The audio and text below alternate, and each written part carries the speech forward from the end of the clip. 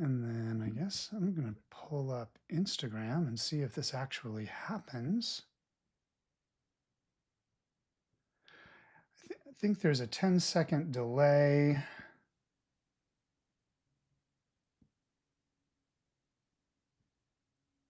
That's about 10 seconds. I don't know whether we're, oh no, oh yeah, I think we're live. Now let me check out On Insta. YouTube. Oh, you said I have to go to Boston. But it's not, I don't see it yet there. And I don't know, I'm going to see what's going on with YouTube as well. Boston Top Lake. Okay, I am on your page. I am? Oh, you are? No, I'm. Oh, you're Well, I looking mean, at, you're looking at my page. I'm looking at your page. Got it. Okay, this is Reels. I've never watched an Instagram live. This is all brand spanking new. Oh, maybe no, I shouldn't have to do that. I've done them a couple of times, like short, Huh. like when I'm feeling very silly, but This is I've just never bizarro. collaborate. No, I did Let's collaborate see if we're once with live Nicole, in but YouTube. There's YouTube. There's me. View your channel. Oh yeah, we're live on YouTube, but it's showing something that is not what should. Oh, okay. Yeah, we are. We are live on. We're live on YouTube for sure. that's fun. Did is anyone watching? Hi, YouTube people. Can are we just in the void? Can you give me that link? I can send it to some places.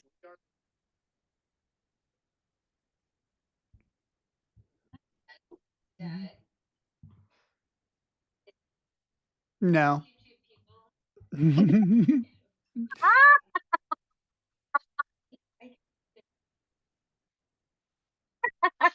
Yeah, here comes. Great. Catch as catch can. Whoever watching is watching. If you're lucky, you're lucky. Whew. Can you send me that link? No. Okay. It's fine. Oh, wait, you just sent me a thing. Hold on. Okay. Do Oh, you hear that's me? it. Okay. Oh, yeah, That I would be hear a you no. fine. Yes, I do. Yes, I can. I can hear you. What's happening? You can't hear me? You can't hear me? I can hear you.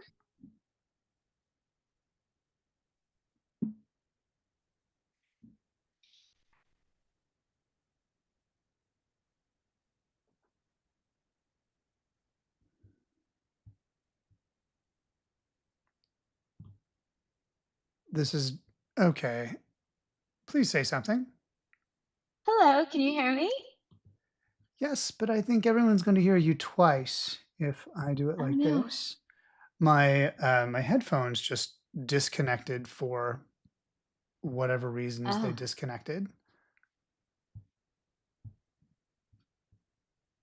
Let's try.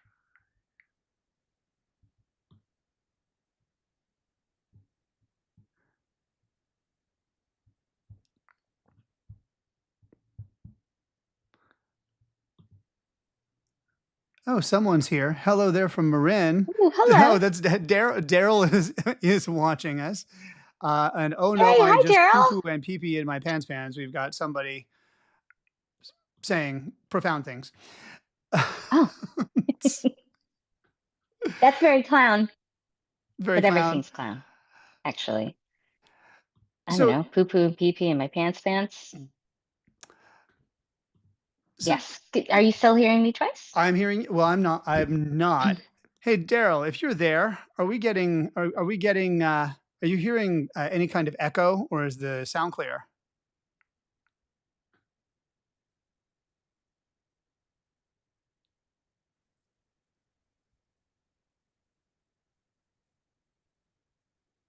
Well, Can you not sure. We'll hear see. us? Anyway, we've got a Can you hear me?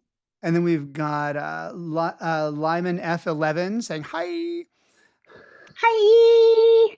Hi, Lyman. So you F all right, 11. let's talk about clowns and clowning because Let's do it. you said this was a quintessential clown. Thanks, Daryl. He says he can hear us both and the sound is clear. Yay. So we've been having this I'm sending this to the absolute clown thread. what? I'm sending so in New York, sorry, we're gonna introduce, we're gonna be very professional in just a minute, but not yet. We in New York City and maybe in LA, but definitely in New York, we started a clown WhatsApp group 2 years ago. Before that, we didn't have anything, and when you'd go to a show, you'd be like, "Oh, hey clowns, hey, I'm doing the show, I'm doing the show," and we'd do flyers, and there wasn't really a place that clowns could gather. And clowns in New York, there's a clownaissance, people. Like I don't know if you know this, um, I just and saw this in but there Hellgate, the is clownaissance. in Hellgate. um, but yeah, it's like it's a real thing and it's happening and it is definitely happening in New York. It's definitely happening in LA. And I mean, if I don't mute the thread, like I get about 99 messages a day for shows, for classes, for all kinds of things. It's really amazing. And so I just put up our link on that thread. So there's about 1,100 people, maybe almost 1,200 people on it now, which is kind of crazy. That 1,200 people. In the clown WhatsApp group That's in New amazing. York City. So we've just had this whole sort of cluster of errors, and we've got new people. Enes, Lyman 11, Enes is from Kosovo. Somebody coming in from Kosovo. Okay, that's From crazy. Kosovo? How did you So find us? That's so exciting. what? Anyway, go on. What? So we just had this whole cluster of technology ridiculousness that nobody saw, and there may be more for people to see. Who knows? But you said this is clown. Like we are now in clowning. What Yes. I know, like I grew up with rodeo clowns because Oklahoma. I know a little bit about clowns from Teatro Zinzani when I worked there. So there, what is 1,200 clowns? Says Daryl.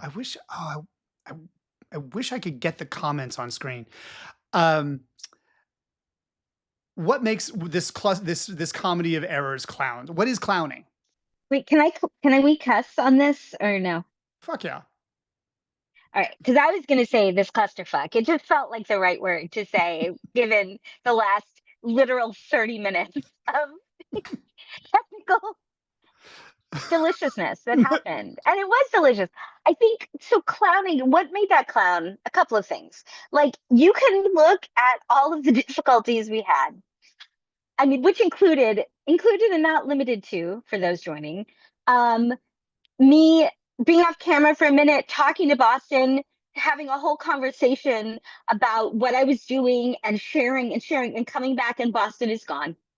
There is no picture of Boston. There was nothing. So I just been talking to myself for like 30 seconds at least. And then coming back and he was like, "Oh," and then he just appeared and said, "Oh, I heard everything. I just was away and you can hear me." And that kind of thing, that like happy accident is clown. Clown is a flop, right? Clown is things are not going right. The clown perhaps thinks they are going right or is very excited about having them go right, but actually it is not going right. And how do you deal with that? You know, are you like the really smart clown?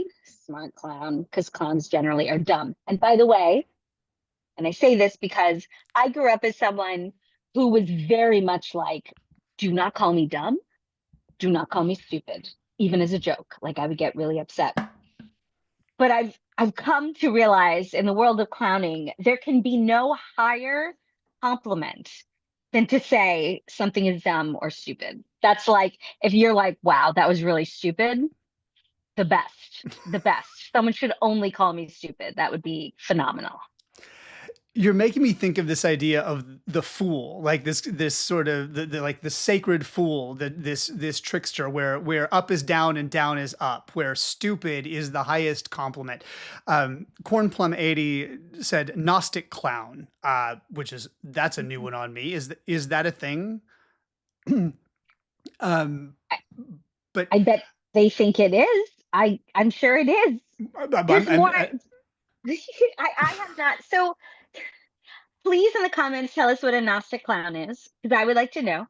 And you should also know that I am in the world of clown. I'm relatively new. I've been doing it for about 3 years. Um, So while I no longer refer to myself as a baby clown, which is I used to. I feel like I'm a toddler clown. I don't know, but I definitely know a lot less than some who have been doing a lot of research and I have a clown friend who is like, she's like, they're like, I'm a clown nerd, and they love all the research and they go back and back, and I'm not quite that, but I have absorbed and I've taken lots of classes and I've done lots of shows, and there's a world. But I want to just say I'm happy to talk about it, and I'm coming at this from my understanding, which is not to say the history and the research and the world of it. So there's a lot I don't know. And I know you as a musical theater actress, a singer and an actor from way, way back. And clowning is not something I would have thought 15 years ago that you would have. When you told me you were clowning, I was kind of like, no, that actually doesn't track, which is unusual. Um, so, what's your clowning origin story to become this toddler clown? Oh, I can't wait to tell you this actually. So I had been at the time he was not my husband, he's my boyfriend. I'd been dating his name is Kevin for couple of years, and he would go to this clown gym, it was called, this class called clown gym, once a week. It's a drop-in class, so he would go every now and then, and he would come back and he would be like just joyful, and like he clearly had a great time. I was like, oh, maybe I should go to clown gym. I was like, what's it like? And he's like, oh, everybody, like sometimes people really cry. Like there's like a lot of, and it's really hard, and all I could think of was my freshman acting class in musical theater school at University of Michigan. And it was so hard. And it was so like a tear you down class, but they never really built you back up back then. That was the one class, not to say the whole thing was terrible. It was great, but like that class was like, oh, lasting scars. And I was like, nope, I'm not doing clown gym. No, thank you. Then the next year, um, clown gym was doing a fundraiser, and Kevin and I went. And one of the shows was called Transhumance, and it was by a clown named Anya Upstill. Highly recommend. You could go to their website, aniaupstill.com. I imagine it's com. Um, and it was truly one of the most hilarious but also profound works. Silent clown, no makeup, just red nose. Um, Kind of about what it is to be human and exploring gender, exploring what it is to be a female, a girl, and kind of taking it to the extreme via voiceover work and like twirl, twirl, smile. Oh, you're so pretty. Oh, you're so lovely. And then like twirl, come on, twirl, come on, show me it got really intense. And then same thing as a man putting on man's clothes and going the opposite way. You're strong, you're an island, men don't cry, you're a cold mountain, like that whole thing. And it was just moving and also really silly, and I was like, man, I want to do that, like whatever that is. And Kevin's like, well, then you got to go to clown gym. I was like, all right, I guess I'm going to clown gym. And I went to clown gym, and I'm going to tell you my first clown exercise. And I was like, oh yeah, I totally see how people would cry. Absolutely. Like in a certain light. So the whole class, there's about 25 of us, are sitting. This is like after several exercises, group exercises, fun. Now we're at the apex exercise, solo clown. The class is sitting on one side of the room. About 20 feet away, there's a screen to enter from. Near the audience, there's a black box. Your job as the clown is to come out from behind the screen and walk to the black box and sit. Sounds easy. However, you can only move if people laugh. If people do not laugh, you have to stand still for about 5 seconds. And if they continue not laughing, you actually have to back up. And if you have to back all the way up and get back behind the screen, then that's what you do.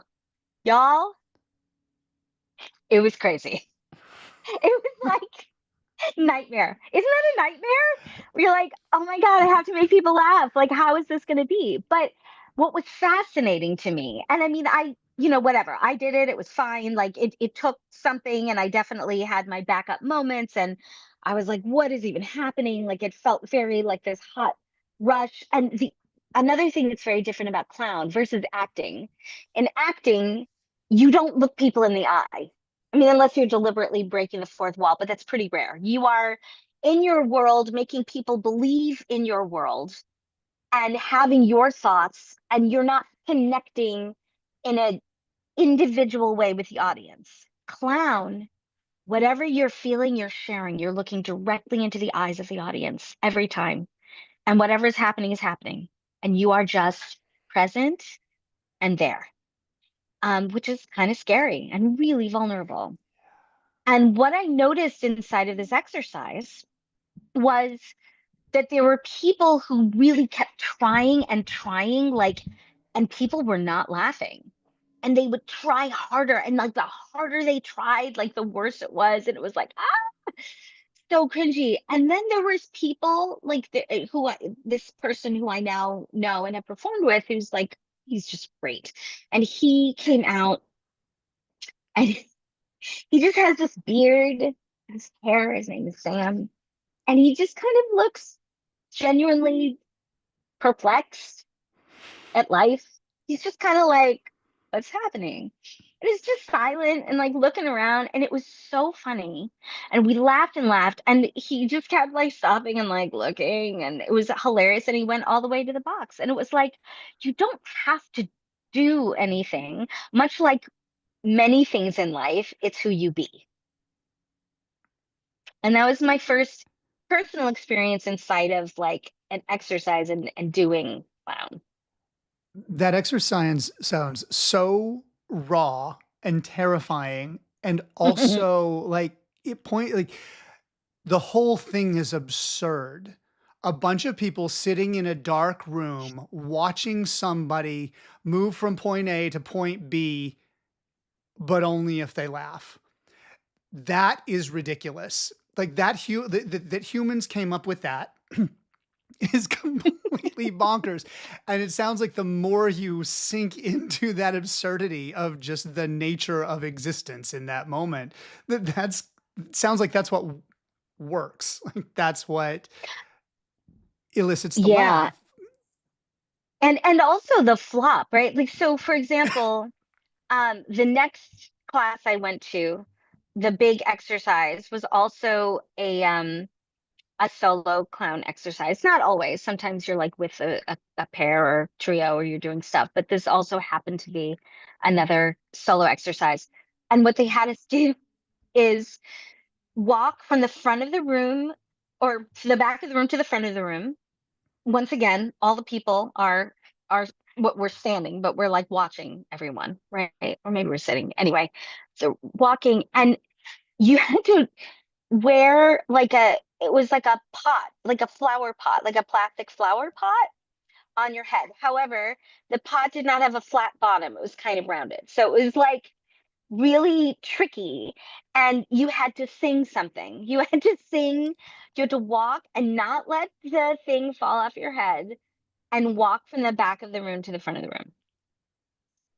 And what was fascinating about that was like when it would fall or when it would happen, and people would just be like, like that moment, that failure was so juicy and fun to watch, and people's reaction to it. And then there was one person, a woman who was like really good at it. I don't know if she had like a different shaped head. I don't know, but she could really balance the pot, you know, and sing. And she was just like la la la, like walking, and it was like so perfect. And let me tell you, completely uninteresting. She did it again, boring. And then the teacher was like, "Okay, I want you to sing the alphabet, but I want you to do it backwards." all of a sudden, fascinating. She's like walking, she's like, what am like trying to think about it, not being perfect, like what is and it was so funny to watch her try to figure something out versus I am doing a thing so perfectly. And clowning is a lot like life, I think, because it's really awesome to do something perfectly. But like if you watch a catwalk a million times, like great, like it's awesome, we love it. But like when the and I'm not advocating for any kind of harm, of course, but like maybe the heel breaks or something happens and they're like, wow, and then it's like hilarious. Or the cat literally like a cat walks across or like something happens that's so like, wait, what? Like something's different, something happens. That's interesting. Daryl just put in the comments. Once you've bombed as a stage clown, you can survive anything. You become unflappable. That sounds true. Amen. That sounds true. I I was just thinking about sometimes I can usually tell about like how my mood is based on my TikTok feed. The algorithm, there comes a point where I am watching people fall a lot. Like a drag queen doing a cartwheel and missing the stage is one that absolutely slayed me. I probably watched it 1,000 times. It's so sad and embarrassing and hilarious, and I'm completely rooting for that drag queen. First, to be okay. And secondly, I want to see what happens next, which I don't get in the video. But the falling, the willingness to be ridiculous. And I'm, for whatever reason, I'm thinking of the book Stranger in a Strange Land. Have you've read this? Yes. Who's it by? Robert Heinlein. This is Oh, yeah, old yeah, science many years fiction. ago. Yeah, yeah, yeah. And the one of the ideas in the book is there's this character who was raised on Mars, and laughter terrifies him. Laughter makes no sense. Whenever somebody breaks into laughter, he kind of freezes up. And then eventually he sees man's inhumanity to man. Like he's at a zoo and one ape steals something from another ape, and then the ape that's been stolen from goes and steals from another ape, and just sees this sort of primate behavior playing out, and he bursts out laughing, like just the absurdity of it, Mm, the horror of it, the pain mm, of it, and there was nothing else to do but laugh.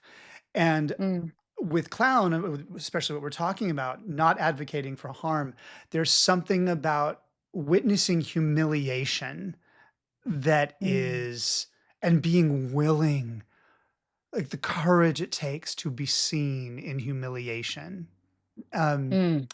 there's something so powerful and potent about that. At least that's what I'm hearing in this conversation right now. What about is it a one woman show that you're a one woman clown show, or is it a what how to BDSM? Great title. That Tell me more. Thank you. Thank you. Yes, I did that at Fizz Fest 2024, I'm sorry, what? and a You couple did of that other. way you did that where? Oh, sorry, at the physical New York Physical Theater Festival in I thought you said 2024. I thought you said Fist Fest, and I had a whole different how That's a different show. how to Although BDSM at Fist with the Fest. Okay. title, no, that's fair. That's fair. I mean, yeah, no, not yet. Not yet, but Fizz Fest, on the other hand, you did perform.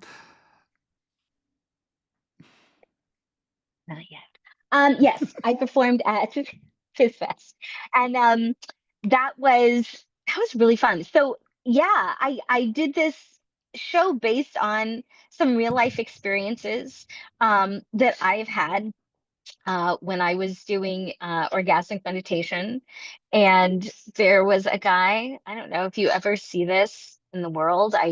Person who this happened with. I'm so grateful for the moments and the opportunities. I just want to say that because like, it was hilarious, and I definitely consented. And I just felt like, well, let me start out by saying people in the clown community are so freaking creative.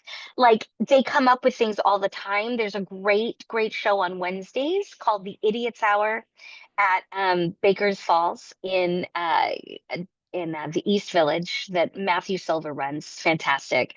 And it showcases clowns for 8-minute pieces of work every week.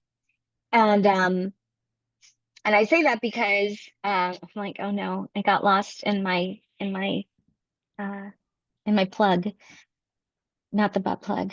No fisting, no butt plugs. Sorry, sorry, how how not how yet, to not how yet. to BDSM and Right. real life And experiences. I'm This like, why person that did you're I? very grateful to Oh, in real life orgasmic experiences. Yeah, yeah, meditation. yeah. Or mhm. Yes, yes, yes. Thank you. And right. So at the idiot's hour, I would always people would come with these like amazing like just and I'm like, how did you think of that? Like truly the costumes, but also the just the silliness, the dumbness, the creativity. I'm like, how did they think of these things?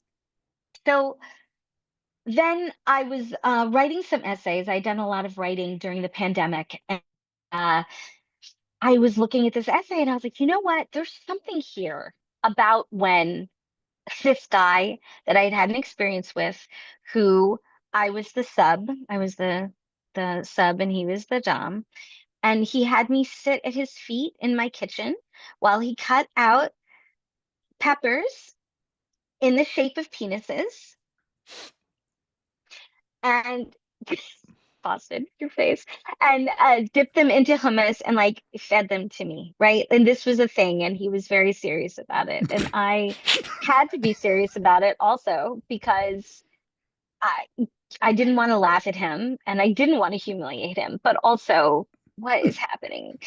And I was like, there's something there. There's must be something there. And so I started building a show. There was a woman who was in who was a teacher sometimes in the class I was in. And I just called her out of the blue and I was like, hey, would you help me create this? And she was like, yeah, like thing. So we started working on it together. And in clowning, it's called devising. You're not writing in the traditional way. So, um, generally in theater, you have an idea, you write a script, or someone writes a script, a play, a sketch, whatever. And then you embody and imbue that with your acting. But in clown, you devise, you try things, you throw things at the wall. You're like, you physically get up and you do things. And you're like, does this work? Does that work? And what works, you keep. And at the end of all of it, you write because you write then you like because then you have tech and stuff like that so then you have your text script that you keep even as you're kind of improvising a little bit inside of all of it because you're always with the audience. That's part of the clown, right? It's not like okay, now I have it and now this is the set thing. It's like what's the audience going to be doing? What about the person who I bring up on stage? How are they going to react? Like how am I reacting to them? What's the truth in that moment? um so yeah, so we built how to BDSM. We started with like 5 minutes and then it grew and it grew and it grew to about 30 minutes. And I will work on it again one day. I got stuck on the turn, meaning the piece in the show where you start to like have a serious moment or like that serious thought or like how can I you don't have to do that, but the best shows I've seen are like silly, fun, and have that kernel of truth that really bring you to like oh, like there's something more there. There's a deeper truth, and then back into the clowning games. So, Mm. Mm. yeah. What are you hearing in all this? You commenters, what are you hearing? I don't know if we still have anyone with us. I don't have it. I don't have it set up to show me a number of participants. I wonder if I can see it over in the YouTube window, which I closed because it's on a lag and it's really hard to understand. Oh, yeah, no Um, worries. But you can Zoom. just tell me. That's okay. Okay. What are you hearing in all this? As an actor yourself, as someone who has performed for a Well, long time. well, the thing that is just true to acting is vulnerability works. it like what we're doing as actors is being raw and naked on stage, but it sounds like clowning dials that up to a pretty extraordinary degree. It sounds like incredible actor training. Um, like everyone should do it. I'm also struck Mhm. by just the openness that you bring about the content of the show. I see why you're extraordinary at this, being so vulnerable and raw and an open book. Mm. There are thousands of us, says Daryl. I'm guessing it's you, me, and Daryl. And maybe Cornplum from who was our guest, and Ennis from Kosovo are still Wait, what here, about the but Kosovo? Yes. yeah, Ennis, I don't know. I have no way of knowing these things. This is live streaming. This is a Dozens. this is a trip. Like it's you and me in a room, but then people who may or may not be here. I I don't know about you, but I kind of like this. This is a crazy format, like having witnesses to a conversation that you can't see. Um, Yeah. Wow. yeah, more of this. Um, I what I'm hearing for the writing piece. I hear the physicality. Like I feel like there's a whole conversation we could have about physicality. That clown, mime is a flavor of clown, but Mm. you words get in the way. Acting is so much a private show, says Daryl. I wish I could. I wonder. Hang on. I Oh, just want to say while yeah. you're fiddling, well, I Well, know I'm you're going to fiddle. fiddling, but You while you're speak to me. doing I'll things, fiddle. Hmm. yeah, yeah. I just want to mention about mine, Daryl. I don't know if you're in New York, but or if you've seen Broken Box or anything by Broken Box, but I Hold on. have to say, Hold on, I'm going to tell yes. you a little bit about Daryl. Daryl's in Marin County, and Daryl Oh, is an experienced performer himself. He's a fire performer, a prince, a director, an incredible musician. Daryl is an extraordinary person, and he is the right person to be hearing this conversation. I'm oh, hell trying, yes, and Daryl. Daryl, if you're still listening to me sing your praises, I'm going to try to get a link to you. I want to see if I can bring you in if you're up for that. So say yes if you're open to receiving a link and trying to join us on the live stream. This is all an experiment. Okay, Brooke, back to you. You were saying, Daryl, I Um, don't know if you're in New York or not, but oh, and you're not. But or if you've been to Edinburgh this year, because Broken Box Mime, speaking of Mime, because you mentioned Mime, and I just want to say, I've been taking some classes with them. I took level 1, level 2, and now I'm in a drop-in class that's been happening regularly on Tuesdays, and I've been able to come now and again.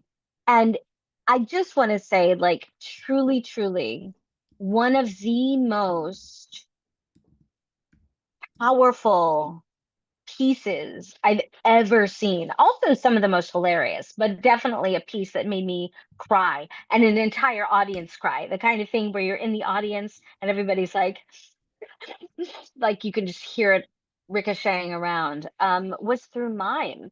They did a piece called Recollection that married Alzheimer's, an Alzheimer's patient, and a person who had PTSD from a car accident in which her best friend had been killed, and how the two characters dealt with it. And then you find out that the car accident person was actually the nurse of the Alzheimer's patient, and like how that all, where it was so moving and beautiful and gorgeous. Oh, well, thanks for listening to us. That's okay. Oh, oh. Daryl, get it, Daryl. enjoy. Enjoy. All right. All right. We see you, Daryl. Maybe fisting is on the menu for you. I don't know. I don't know. It No I, shame. I'm not saying you are. I'm just saying you do you. That's what I'm saying. I don't know, but now Anyway. I want to know Daryl's plans for the day. Okay, now Yes. you were saying Mime. mime. Fantastic. Amazing, amazing medium. Just to say that it can be more, and Broken Box Mime, I think, has truly uh brought such new and incredible vision to an old genre, where it's more, it's not just click, click the wall, it's not just, oh, I'm pulling the rope. It's, you can do entire scenes. There was one, oh my God, Boston, you would have loved this. There was a scene about Dungeons and Dragons, and there are these kids, and and everything is mimed, right? Everything. So one of the kids had like a retainer she was putting in. She clearly had a crush on the other little kid who had his like asthma thing. And the mom was coming in like for cookies and was like, oh, the mom leaves. And now they're in the game. And all of a sudden, the physical transformation into the knight and into the witch and into the thing, and they're like going on this whole, and the giants are fighting and all this stuff, and then the mom comes in and is like, hey, everybody want snacks, and they immediately like revert to their like, the glasses, and that it was so funny and so cute and so freaking brilliant that they could just make you see there's nothing there, but you can envision the entire set and the entire moment. Like they're brilliant. So Mime is fantastic. It's actually like a real, and I would say at least the way they are doing Mime, not that it can't be clown, but it doesn't generally have that aspect of I'm sharing it with the audience. Mm. That sounds Mhm. incredible. I would love to see that show. I would love to see that show. I'm going to have to wrap up this call in the next couple of minutes, but there is something I'm dying to ask. This Yeah. clownaissance that's happening, everything that's going on in New York right now, Mhm. what do you think? To what do you attribute clown rising in this moment? It sounds powerful. Yeah, I think there's a couple of factors. I think one is Julia Proctor, who founded Clown Gym now 11 years ago.